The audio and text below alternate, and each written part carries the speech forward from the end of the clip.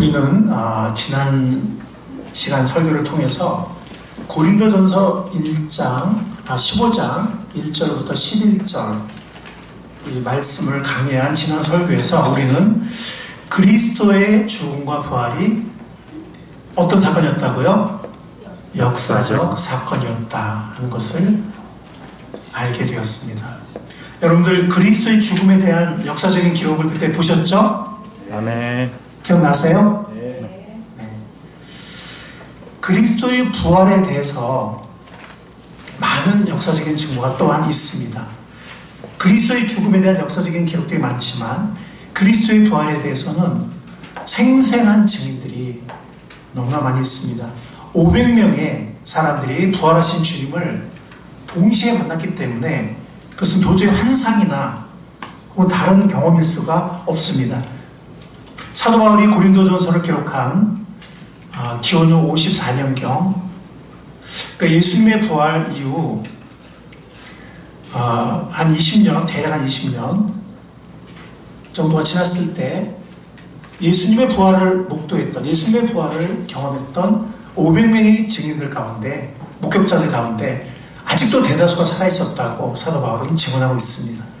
그리고 무엇보다 사도 바울 같이 예수님을 핍박하고 예수님을 믿는 사람들을 핍박했던 그런 사람들, 특히 사도 바울 같은 그런 정말 그리스도인들을 증오하고 예수님 핍박했던 그런 사람이 부활하신 예수님을 만났기 때문에 그가 갑자기 인생이 유턴을 하고 인생이 변해서 그리스도를 증거하는, 그리스도 부활을 증거하는 사람이 되었고 이방인의 사도가 되었고 그리스도의 부활을 증거하다가 나중에는 순교를 당하기까지,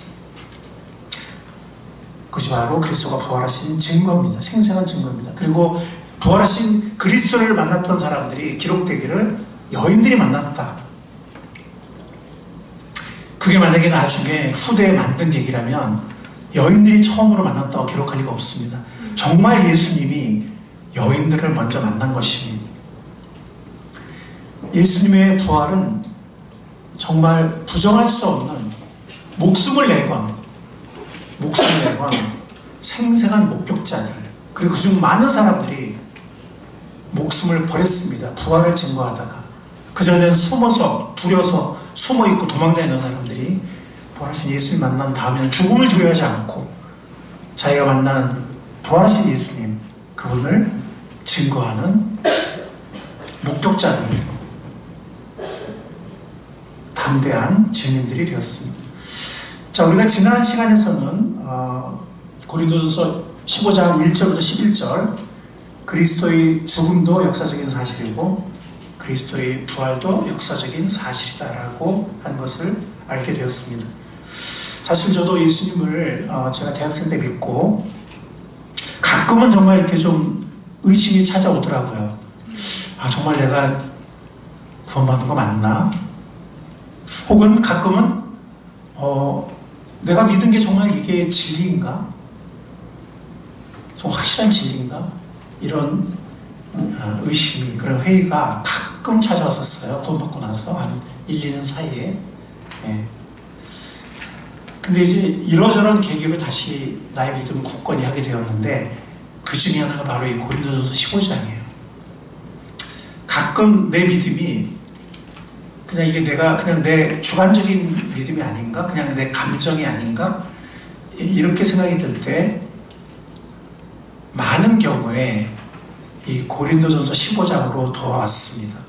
그래서 거기 예수님을 만났던 500명이 넘는 사람들, 그리고 20년이 지난 후에도 그 부활을 증거했던 목격자들, 그리고 사돌바 같은 사람들에게 정말 예수님 만나서 변화된, 순교자가 된 그런 생생한 역사적인 증언들을 제가 다시 바라보게 되면서 내가 믿는 믿음은 정말 진리구나, 역사적인 사실이고 진리구나 하는 것을 다시 이렇게 굳건하게 하게 된 경우들이 많았습니다. 물론 나의 죄가 너무나 생생하고 예수님의 부활이, 예수님의 십자가의 그 보혈, 십자가의 죽음이 너무나 나에게 필요했기 때문에 다시 그 믿음으로 돌아가는 적들도 있었지만 또 많은 경우에는 이 고린도전서 15장에 사도 바울의 이 목숨을 건 담대한 이 목격자로서의 증언, 여기로 돌아와서 내 믿음의 뿌리를 내린 그런 경우들도 여러 번 있었습니다.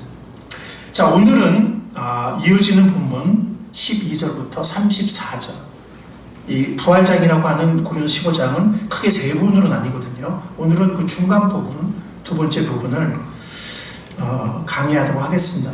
이 부분은 우리가 이 앞부분 1절부터 11절, 여기서 그리스도의 부활은 역사적인 사실이다 하는 그것을 증언했다면, 오늘 이 중간 부분에서는 그 예수 그리스도의 부활이 우리와 무슨 관계가 있는지를 분명하게 말해줍니다.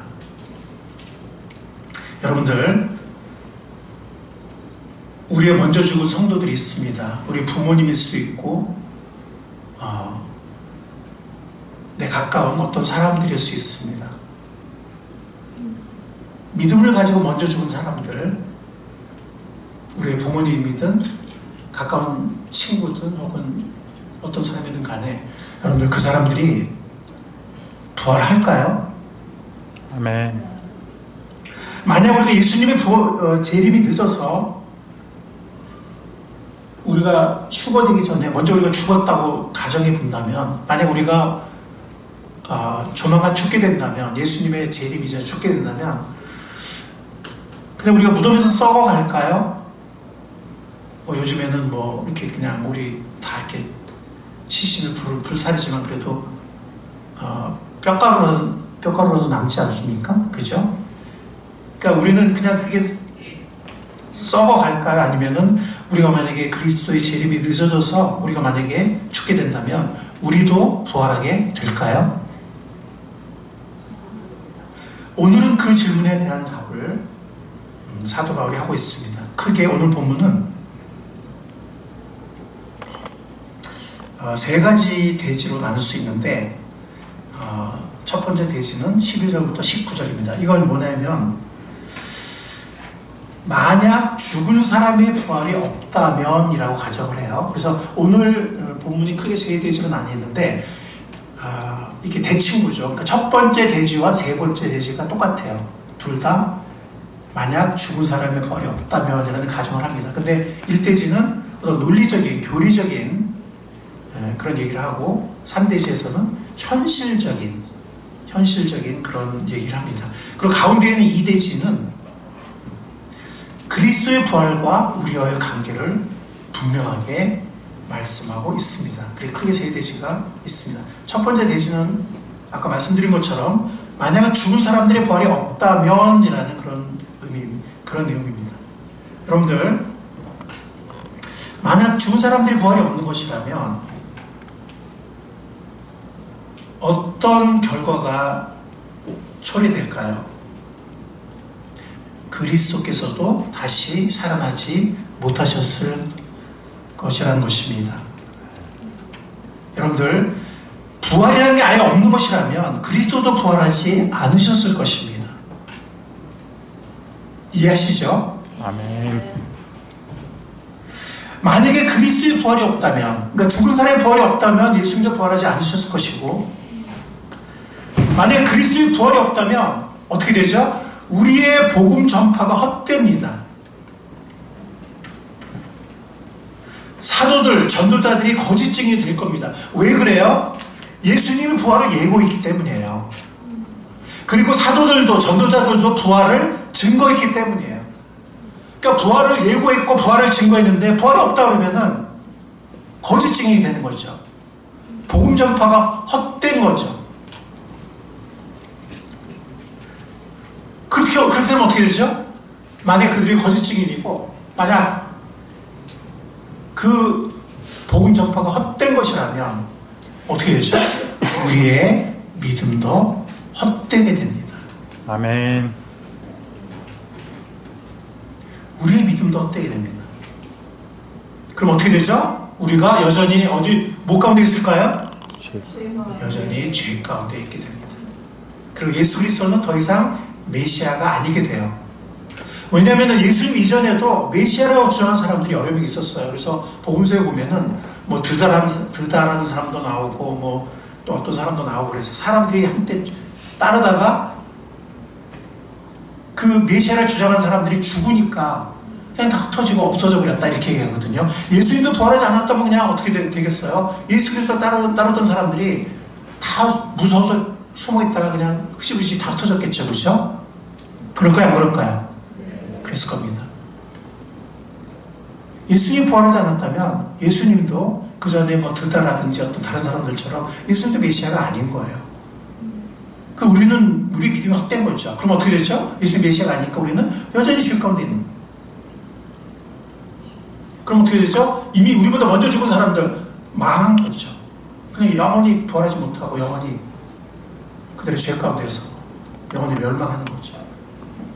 그리고 마지막 19절 오늘 이렇게 15장 12절부터 19절 이렇게 논리적으로 쭉 나가는 거예요. 마지막 구절은 뭐죠? 우리가 이 세상에서 가장 불쌍한 사람이 될 거라는 거예요. 부활이 없다면. 왜 그래요? 초대교회 성도들은 사도 바울도 그랬지만 그리스도를 위해서 희생하고 고난을 받았습니다.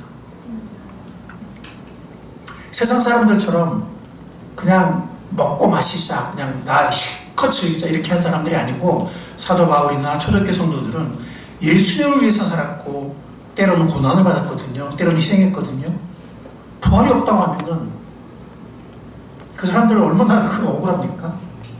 그리고 부활이 없다면 신자들은 뭐죠? 초대교회 신자들은 헛된 것을 믿은 거예요. 속은 거예요. 얼마나 불쌍합니까? 속아서 인생을 살았어. 헛된 것을 믿었어. 얼마나 불쌍해요. 인생이 불쌍해요. 그러나 예수님께서는 부활하셨습니다. 아멘. 부활이 없다면 이런 결과가 될 것이다 라는 것을 논리적으로 교리적으로 사도 바울은 이 첫 대지에서 쭉 이렇게 논리적으로 이렇게 단계적으로 이 순서로 사도 바울이 논증을 합니다. 그런데 예수님은 감사하게도 부활하셨습니다. 아멘. 여러분들 한번 읽어볼까요? 이 대지를 읽어보겠습니다. 시작. 부활의 첫 열매에 그리스도께서 부활하셨으므로 죽은 자들은 반드시 부활한다. 왜냐하면 예수님이 부활의 첫 열매이기 때문에요. 그러면 부활의 많은 열매들이 따라올까요? 안 따라올까요? 따라옵니다. 여러분들 농사를 안 지어보셔서 포도송이든 뭐 복숭아든 뭐 벼든 첫 열매가 있으면 수많은 열매가 그 다음에 따라와요? 안 따라와요? 따라옵니다. 따라옵니다. 예수님의 부활은 그걸로 끝나는 게 아니라 첫 열매이시기 때문에 그 외에 예수 믿고 죽었던 혹은 앞으로 죽을 수많은 사람들이 많은 열매 반드시 부활한다는 것입니다. 여러분들 바로 그것이 고린도전서 15장 20절입니다. 우리 같이 한번 읽어볼까요? 고린도전서 15장 20절 한번 읽어보겠습니다. 시작. 그러나 이제 그리스도께서는 죽은 사람들 가운데서 살아나셔서 잠든 사람들의 첫 열매가 되셨습니다. 예수님은 부활하셔서 잠든 사람들의 첫 열매가 되셨습니다. 아멘. 첫 열매가 되셨습니다. 아멘. 얼마나 감사한지 모르겠습니다. 여러분들 한 사람 아담 안에서 죽음이 들어왔습니다. 모든 사람들이 죽게 되었습니다. 한 사람 그리스도 안에서 부활이 시작되었습니다. 아멘. 모든 사람들이 부활하게 될 것입니다. 아멘.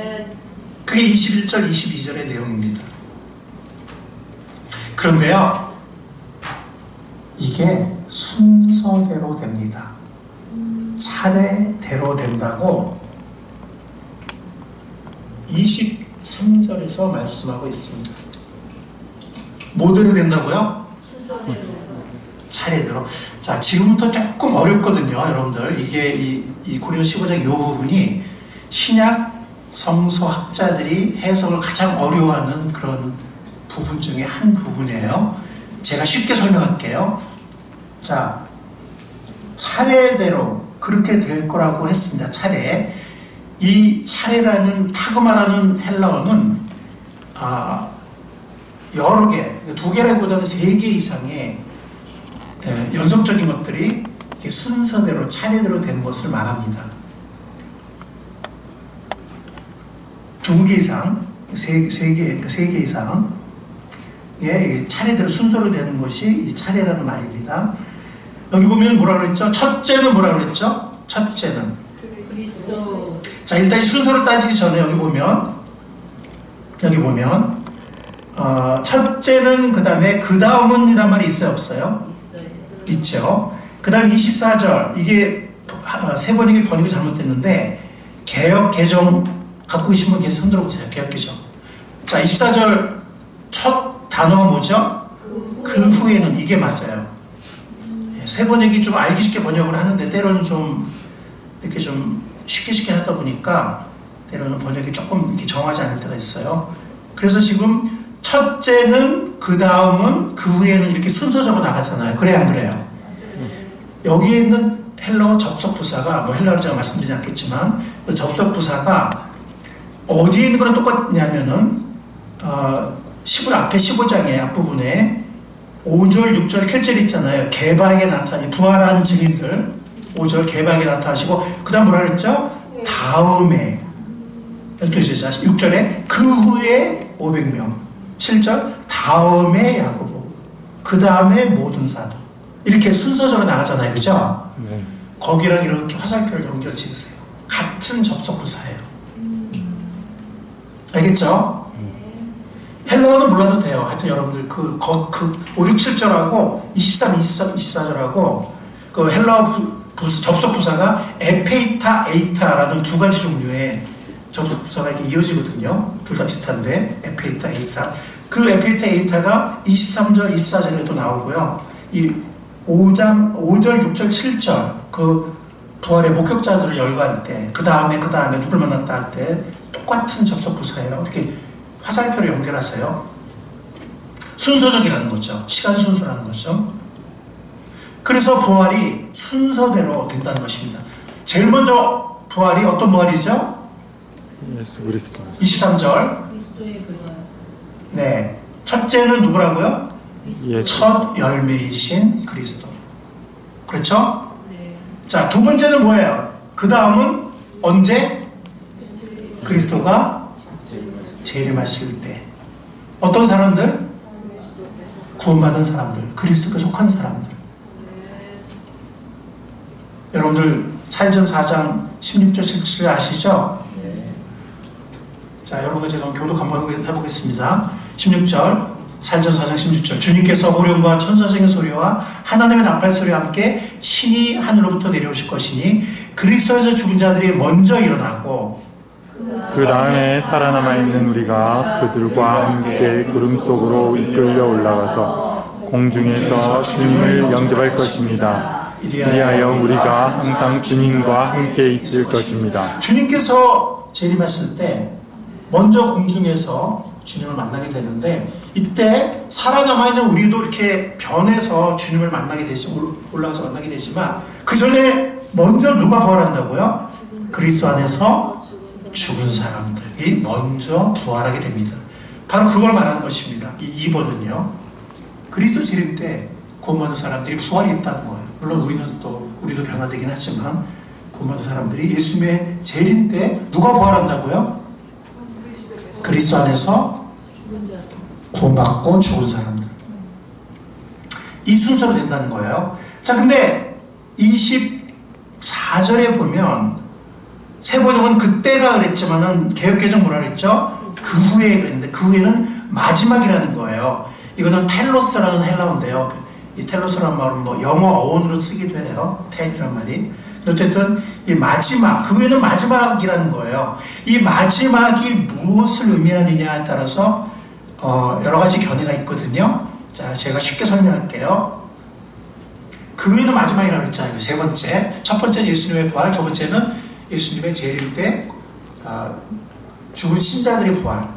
그 다음에는 마지막이라고 그랬어요. 24절에. 그 다음 그 후에는 마지막이라고. 이 마지막이 무슨 뜻이냐? 테노스가 무슨 뜻이냐? 두 가지 중에 하나예요. 저도 뭐 이 둘 중에 어느 하나라고 딱 단정적으로 말하지 않겠습니다. 둘 중에 하나는 뭐냐면 이게 지금 우리가 부활의 순서를 말하니까 마지막 부활하는 그룹이 있다. 이렇게 볼 수 있어요. 이거는 BDH라는 최신 헬라어 가장 권위 있는 사전에서 제안이기도 합니다. 그래서 마지막 부활 그룹. 그러면은 구원받은 사람들이 예수님 재림하실 때 다 부활하는데 또 부활할 사람이 있을까? 천년왕국, 지상의 천년왕국은 휴거된 사람들도 들어가고 부활한 사람들도 들어가지만 7년 대환란을 통해서 살아남은 자연적인 사람들도 같이 들어가요. 그러니까 우리는 그런 부활체를 가진 사람들과 자연적인 몸을 가진 사람들이 어떻게 같이 살 수 있지? 천년왕국에 살 수 있지라고 생각할 수 있지만 예수님이 40일 동안 부활하신 부활체를 가지고 자연인들과 사셨어요? 안 사셨어요? 하셨습니다. 예, 가능하죠? 아멘. 네, 그들과 함께 먹기도 하고 교제도 하고 만나기도 하고 하셨죠, 그죠? 네, 그래서 이 7년 대회를 지나서 살아남은 자연인들과 그 중에는 신자들도 있고 불신자도 있겠죠. 그리고 휴거된 사람들, 또 예수님 공중재림할 때 먼저 부활한 죽은 사람들, 또 살아있다 휴거된 사람들, 이런 사람들과 함께 7년을 통과해서 물론 많은 사람이 죽지만 생존한 사람들이 함께 천년왕국으로 들어가는데, 그러면은 그 사람들 중에서는 천년왕국 중에 죽음이 있어요, 없어요? 있습니다. 천년왕국은 영원한 삶을 살 땅은 아니거든요. 그래서 지금과는 달라요. 물론 예수님이 통치하시고 의로운 통치가 이루어지고 정말 놀라운 그런 에덴을 회복하는 그런 놀라운 세계이긴 하지만, 또 장수하긴 하지만 죽음은 있거든요, 아직. 예, 죽음은 제일 마지막에 정복된다고 오늘 말씀에서 26절에 그랬어요, 안 그랬어요? 그랬죠. 예. 그래서 천년왕국에는 죽음이 있거든요. 그러니까 천년 끝에 부활할 의인들, 부활할 구원받은 사람들이 있습니다. 그 다음에 천년왕국 마지막에는 크고 흰 보좌, 백보좌의 심판이 있어요, 없어요? 있습니다. 그때 불신자들이 다 부활을 해서 바다도 다 내주고 죽은 자를 내주고 해서 크고 흰 보좌에서 행위를 따라서 심판받고 어디에 던져지죠? 불못에 던져집니다. 그러니까 마지막 부활그룹이 있어요. 그러니까 의인들, 구원받은 의인들도 있고 불신자들도 있고 천년왕국 마지막에 마지막 부활이 있게 됩니다. 구약의 성도들은 두 가지 견해가 있어요. 그래서 7년 대환란의 마지막에 7년 대환란의 마지막에 부활이 있을까요, 없을까요? 있거든요. 왜냐면은 7년 대환란 때 믿고 죽은 사람들이, 순교당한 사람들이 있으니까 그때 구약의 성도들도 부활할 것이다 믿는 사람들이 있고, 그러니까 세 가지 견해겠구나. 그러니까 우리가 예수님 공중재림하실 때 구약의 성도도 함께 부활한다라고 믿는 사람도 있고, 그 다음에 7년 대환란 마지막에 순교자들이 부활할 때 부활할 것이다 믿는 사람도 있고, 천년왕국 마지막에 그때 부활할 구원받은 사람들이 있는데 그때 구약의 성도들이 부활할 것이다 이렇게 보는 사람도 있어요. 그러니까 그 어느 중간에 어느 중에 하나의 구약의 성도들도 부활을 하게 되는데, 어쨌든 천년왕국 끝에는 부활이 있다는 거예요. 그때도. 네, 그러니까 어떤 구원받은 사람, 그때 의인들이 부활이 있고 또 불신자들의 부활이 있고, 그래서 그게 마지막 부활이에요. 그렇게 이 마지막을 마지막 부활 그룹으로 해석하는 것이 가능해서 헬러 사전에서도 그런 제안을 합니다.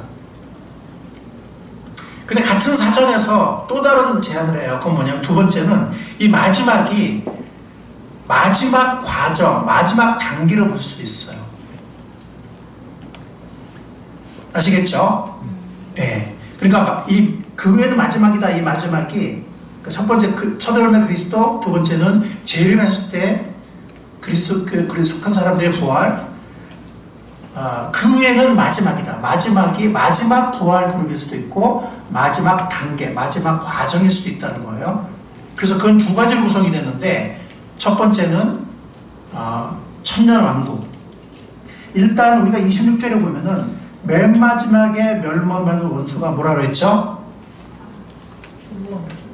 맨 마지막에 멸망당할 원수가 누구라고 그랬죠? 죽음. 그런데 25절을 읽겠습니다. 25절 시작.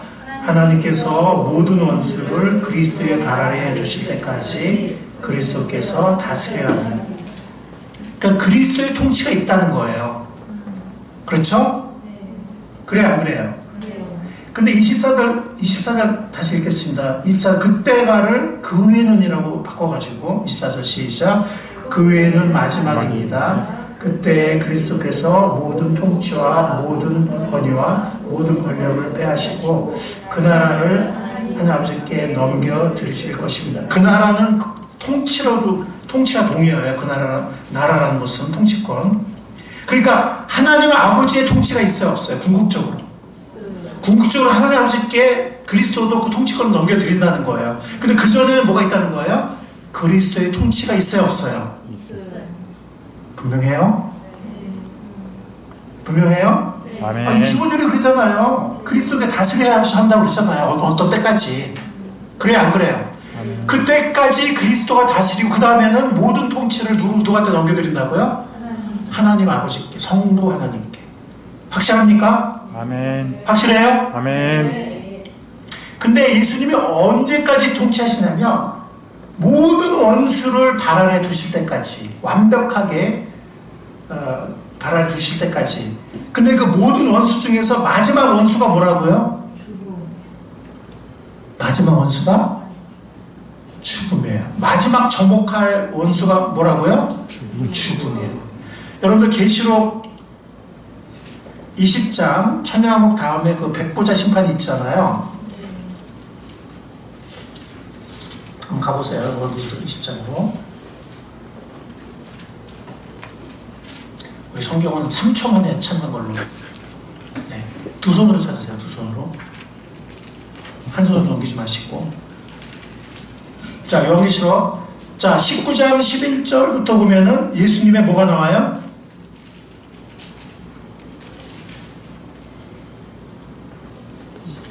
자, 19장 11절부터 15절. 여기 뭐가 나와요?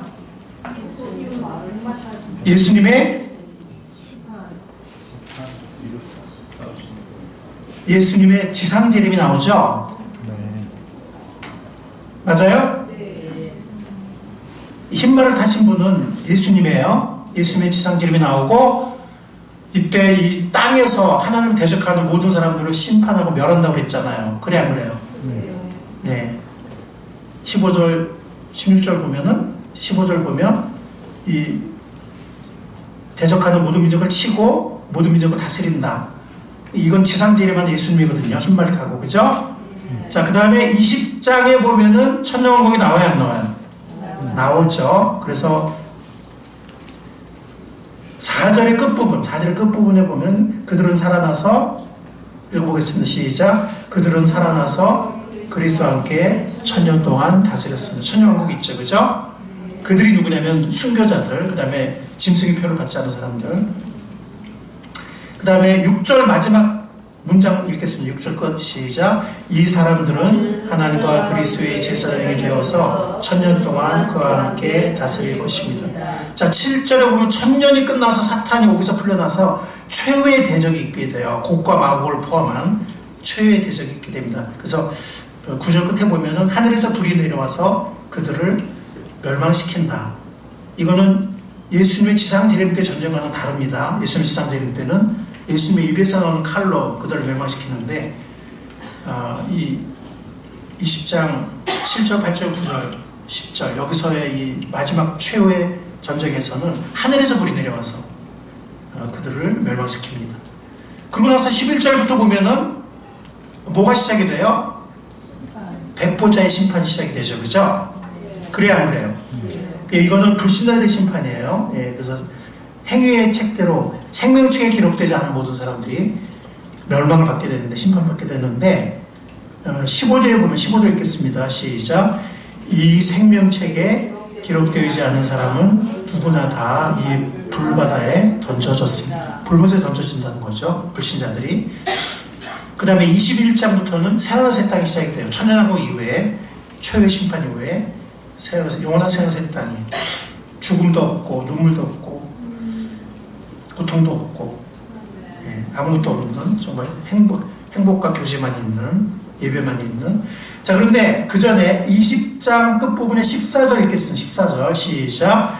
그리고 사망과 지옥이 불바다에 던졌습니다. 이 불바다가 둘째 사망입니다. 개역개정은 사망과 음부도 불못에 던지우니 이것은 둘째 사망, 곧 불못이라. 불못이 둘째 사망이라고. 근데 사망도 그 불못에 던져진다고 그랬어요. 마지막 최후로. 죽음도. 그러니까 마지막 정복당할 원수가 뭐라고요? 죽음이에요. 사망이에요. 그러니까 그때까지, 이거 지금 천년왕국 끝에 벌어진 일이잖아요. 그렇죠? 그래요, 안 그래요? 그러니까 그때까지 사망이, 최후로 사망이 정복당할 때까지, 그때까지 예수님이 천년 동안 다스린다는 거예요. 이해하시겠어요? 자, 고린도 15절 다시 돌아옵니다. 지금 계시록 갔다가. 자, 24절 읽겠습니다. 그 후로 바꿔가지고 시작. 그 후에는 마지막입니다. 그때 그리스도께서 모든 통치와 모든 권위와 모든 권력을 패하시고 그 나라를 하나님 아버지께 넘겨드리실 것입니다. 이건 새하늘 새 땅을 말하는 거예요. 천년왕국은 그리스도가 통치하는 거고, 우리도 함께 새하늘 새 땅은 영원히 하나님 통치하시는 거거든요. 넘겨드리실 텐데 25절에 보면은 언제까지 그리스도가 다스려요? 그전에는 그리스도가 다스리잖아요. 그죠? 그죠? 근데 언제까지? 모든 원수를 그리스도의 발 아래에 두실 때까지. 근데 마지막 원수가 누구라고요? 26절에 보면 죽음. 그러니까 천년왕국 마지막에 죽음도 불못에 던지잖아요. 그죠? 최후로 죽음도 정복되잖아요. 다시는 이제 죽음이 없잖아요. 그죠? 그때까지 누가 다스린다고요? 25절에 보면 그리스도께서 다스린다. 그러니까 하나님께 모든 통치권을 넘겨드리기 전에, 새하늘 새 땅에서 넘겨드리기 전에 그리스도가 통치를 하시는데, 언제까지? 모든 원수를 그 발에 둘 때까지, 정복할 때까지. 마지막 원수는 뭐라고요? 사망. 그때까지 천년 동안 그리스도께서 다스리셔야 한다는 거예요. 그래서 맨 마지막 멸망의 원수는 죽음이고요. 그래서 27절은 모든 것을 그 발 아래 굴복시켰다. 그리스도의 발 아래 굴복시켰다. 이건 천년왕국이에요. 28절은 다시 뭐냐면, 모든 것이 하나님께 굴복당할 그때에는 아들까지도 모든 것을 자기에게 굴복하신 분에게, 즉 하나님, 성부 하나님에게 굴복하실 것이다. 그래서 하나님만이 만유의 주님이 되실 거다. 그러니까 대칭구조예요. 그러니까 24절과 28절이 모든 통치를 하나님께 넘겨드리는 거고요. 그죠? 25절과 27절이 그리스도의 통치, 즉 천연을 말하고, 26절 맨 중간에 마지막 원수는 죽음이다. 이렇게 되어 있는 거예요. 이해하시겠죠? 아멘.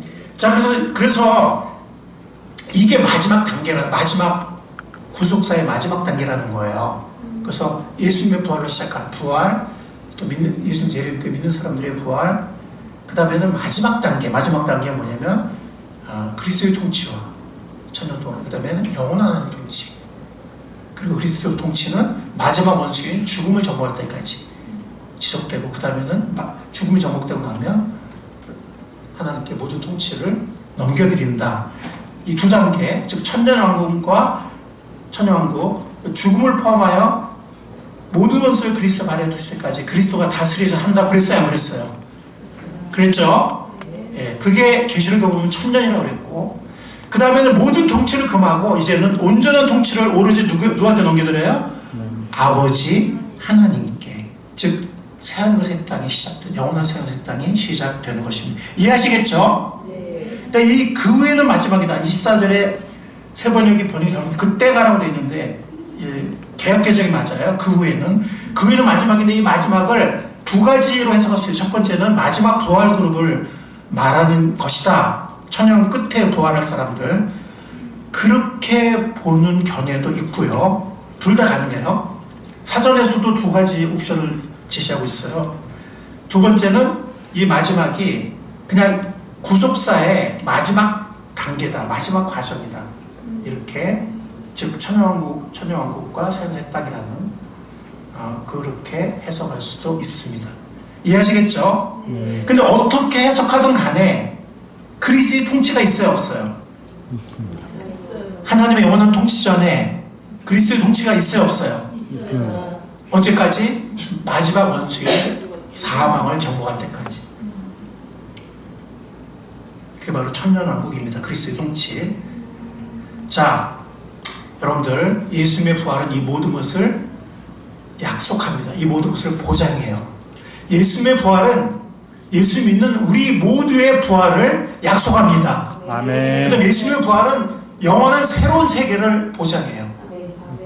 천년왕국이라는, 그 다음에 영원한 새 땅이라는 그 모든 것이 단계적으로 일어날 것을 보장합니다. 아멘. 여러분들, 우리 자주 눈을 뜹시다. 너무 현실의 어려움과 고난과 실패와 좌절과 우리의 연약한 거 너무 여기에 너무 매몰되지 말고 우리 자주 고개를 드는 우리가 될 수 있기를 바랍니다. 아멘. 그리스도의 부활은 이 모든 것을 약속하고 있기 때문에, 이 모든 것을 보장하고 있기 때문에 아멘. 예수님의 재림 때 우리의 부활과 그 이외의 새로운 세계들, 그리스도의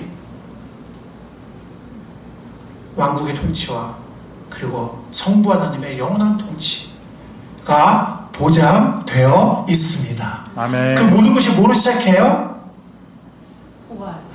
그 모든 것이 뭐로 시작해요? 누구의 부활로? 예수 그리스도. 첫 열매인 예수 그리스도의 부활로 시작합니다. 부활은 새 생명입니다. 아멘. 부활은 새로운 세계입니다. 아멘. 예수님의 부활로 이 모든 것이 시작합니다. 아멘. 우리의 부활도. 그 다음에 마지막, 그 다음에는 마지막. 그것이 마지막 부활이든 아니면 마지막 구속사의 과정, 신세계, 영원한 천년왕국과 영원한 새로운 땅이든 그리스도의 통치와 그 다음에 하나님의 통치에 이어지는 것이 예수 그리스도의 부활로 시작됩니다. 아멘. 예수 그리스도의 부활로 시작된, 첫 열매 예수 그리스도 부활로 시작된 이 구속의 과정, 구속사의 과정은 그리스도의 통치와 또 하나님의 영원한 통치로 완성될 것입니다. 아멘. 예수님의 부활은 이 모든 것을 보장하고 있습니다. 왜냐하면 예수님이 첫 열매이시기 때문에, 시작하시기 때문에.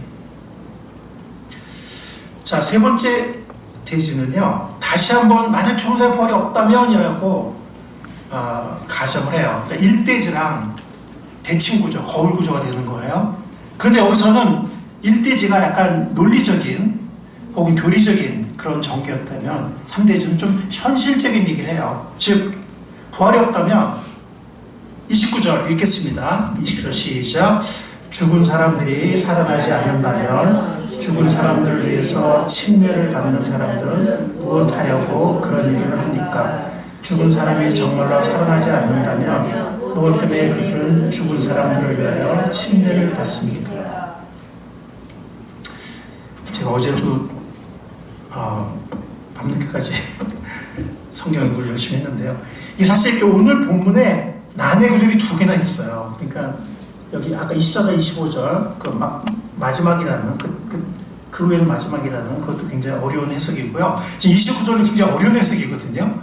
바로 이것 때문에 뭐 캐톨릭이나 뭐 이런 데서 죽은 사람 위해서 뭐 막 모도하고 막 이렇게 하잖아요. 근데 이게 무슨 뜻일까요?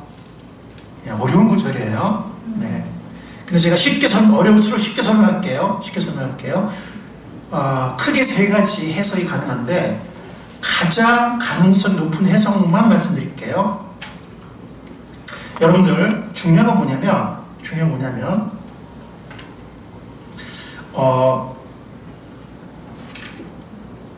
이 죽은 사람들이라는 번역을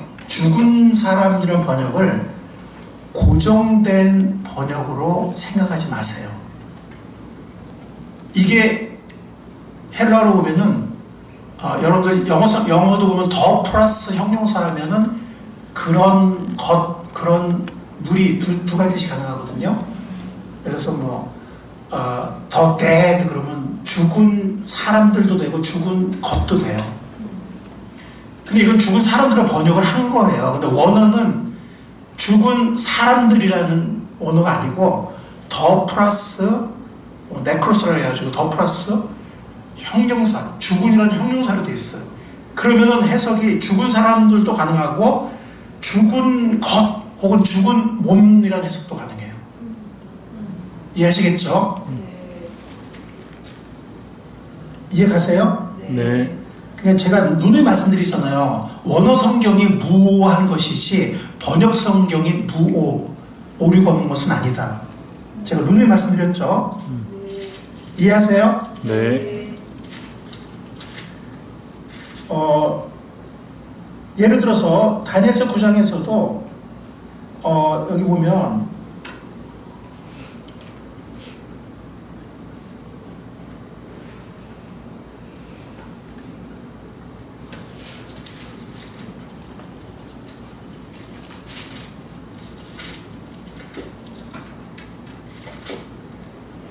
그러니까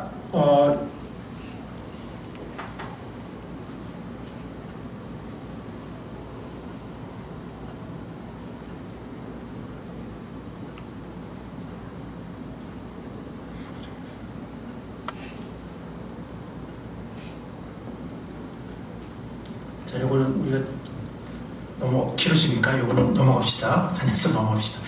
자, 그래서 다니엘서도 보면은 거룩한 자 이렇게 번역되기도 하는데 그것이 거룩한 성소를 의미하기도 하는. 네, 그런데 이제 번역판마다 해석이 다른 번역이 다른 그런 경우도 있거든요.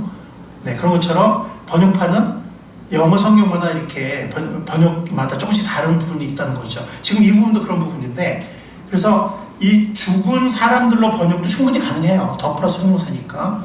그런데 이것을 죽은 것 혹은 죽은 몸이라고도 번역하는 것도 충분히 가능하다는 거죠. 그래서 지금 복음주의 학자들의 가장 많은 의견은 뭐냐면, 그리고 여기서 말하는 침례를 받는다는 그것이 침례받는 자들이란 말이 나오잖아요. 이것이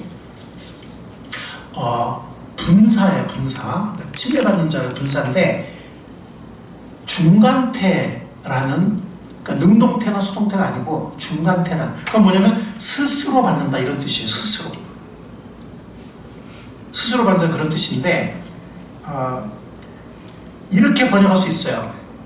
그러니까 그렇지 않다면 사실 개역개정이나 새 번역은 그렇지 않다면 죽은 자들을 위해 침례를 받는 자들은 뭐 때문에 그렇게 하겠냐 이렇게 번역이 되어 있는데 이렇게 번역할 수 있다는 거죠. 그렇지 않다면 죽어가는 몸을 위해 스스로 침례를 받는 이들은 뭐 때문에 그렇게 하는 거냐, 뭘 희망하고 그렇게 하는 거냐 이렇게 번역할 수 있다는 거죠. 이해하시겠죠? 예. 그래서 그 주석에 보면은 그 주석가들이 스스로 번역을 해요. 학자들이. 거기 보면 어떤 한글 성경이나 영어 성경과는 다른 그 고린도전서 평소에 몇십 년 연구한 사람들이 이렇게 스스로 원문을 번역하는 거기 나오는데 거기 보면 이렇게 번역한 분들도 있다는 거예요. 이해하시겠죠? 예, 그래서 근데 이게 지금 더 플러스 형용사니까 죽어가는 몸 혹은 죽은 몸을 위해서 스스로 침례를 받는 이들이 왜 그렇게 하겠냐. 그러니까 부활을 믿기 때문에 침례를 받는 것이다. 이런 뜻이에요. 그 여러분들 침례가 죽은 자의 부활을 상징하는 거 아세요? 네, 세례는 그냥 뭐 죄를 씻었다 이런 거밖에 안 되지만 침례는 뭐죠? 우리가 죄를 죽었다고 그랬잖아요. 제가 인용하지 않겠죠. 로마서 8장 10절에 보면은 우리 몸이 죄로 인하여 죽은 것이다 그랬거든요. 영혼은 의로 인해서 사는 것인데 우리 안에 성령이 계시면 우리 죽을 몸도 살리실 것이다 라고 로마서 8장에 나오거든요.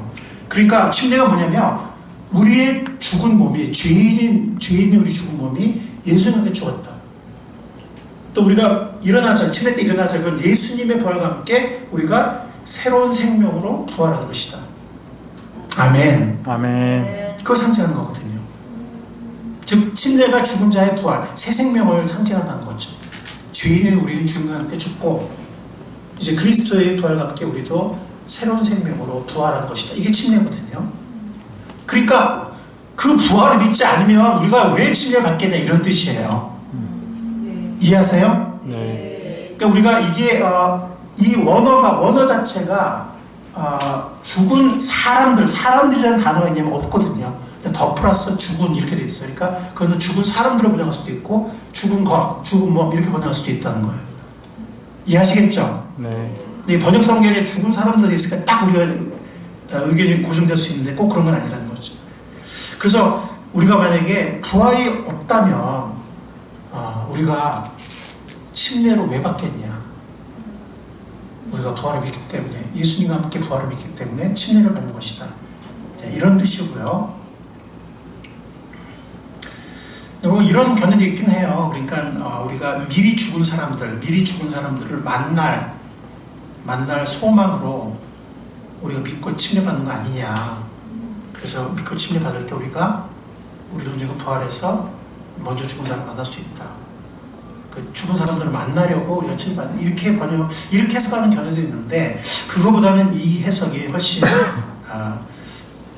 더 타당한 것 같습니다. 자, 두 번째는 뭐냐면 부활이 없다면 사도 바울의 고백이 나와요. 지금 사도 바울이 지금 32절에 보겠습니다. 한번 읽겠습니다. 시작. 32절 시작. 내가 에베소에서 맹수와 싸웠다고 하더라도 인간적인 동기에서 한 것이라면 그것이 나에게 무슨 유익이 되겠습니까? 그러니까 무슨 말인가 하면 사도 바울은 지금 짐승한테 죽을 뻔하기도 하고, 그리고 31절에 보면 날마다 죽는다고 말해요. 날마다 죽는다. 그러니까 이 날마다 죽는다 밑에 각주에 보면 죽음의 위협을 당합니다. 혹은 죽음을 경험합니다. 이렇게 해석할 수도 있다고, 번역할 수 있다고 나오잖아요. 그죠? 각주에 나오나요? 네. 그러니까 날마다 죽는다는 뭐냐면은 어떻게 날마다 죽겠어. 오늘 죽었는데 내일도 어떻게 또 죽어. 그러니까 죽을 정도의 고난을 받는다. 혹은 죽을 위협을 수시로 경험한다. 이런 뜻이에요. 사도 바울이 그것을 무서워하지 않았어요. 담대하게 감당했어요. 맹수와 싸우기도 했어요. 뭘 믿었기 때문에? 부활을 믿었기 때문에. 부활이 없으면 내가 어떻게 이렇게 하겠냐? 부활이 없으면 우리가 왜 침례를 받으며, 부활이 없으면 내가 왜 이렇게 담대하게 하겠냐? 아멘. 아멘. 그게 3대지예요. 자, 우리 살전 5장을 읽겠습니다. 이런 것이 교대를 읽겠습니다. 살전 5장이에요. 여러분은 모두 빛의 자녀요 낮의 자녀입니다. 우리는 밤이나 어둠에 속한 사람이 아닙니다. 그러므로 우리는 다른 사람들처럼 잠자지 말고 깨어있으며 정신을 차리라. 잠자는 자들은 밤에 자고 술에 취하는 자들도 밤에 취합니다. 그러나 우리는 낮에 속한 사람이므로 정신을 차리고 믿음과 사랑을 가슴막이 갑옷으로 입고 구원의 소망을 투구로 씁시다.